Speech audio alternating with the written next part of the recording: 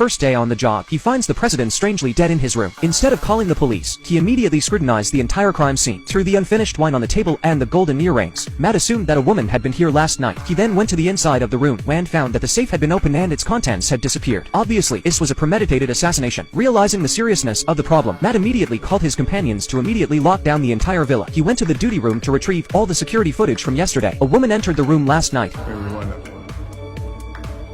After the woman left, the president went out to drink with his friends. He didn't go back to bed until 10 p.m. The last person he saw before he went to bed was Matt himself, and they talked for 15 minutes. So far, it doesn't look like the woman had time to do anything. Instead, he was the prime suspect, but only Matt knew that was impossible. In order to find out the truth as soon as possible, he called his partner, who had just gotten off work. They'd both served in the same unit, so Jimmy was the only one he could trust. Matt gave a quick rundown of what happened, then asked Jimmy to check the entire room, but don't take any pictures or notes. You have to get all the clues in your head. Matt went back to the duty room and asked the staff to retrieve the security footage from last night, and they found something. Matt was talking to the president last night, and then Jimmy came in to hand off. You can see from the surveillance cameras that Jimmy was doing his normal patrols at first, but then he fell asleep on the couch for 2 hours. Matt noticed from the reflection on the mirror that the TV screen suddenly stopped and didn't resume until an hour later. After realizing all the clues, he chose to call the police. A group of agents quickly took over and arrested everyone who was on duty yesterday. Matt, the last person to meet the president, became a prime suspect. The agents asked him to tell them what they talked about yesterday. The agent in charge of the case is the woman who met with the president last night.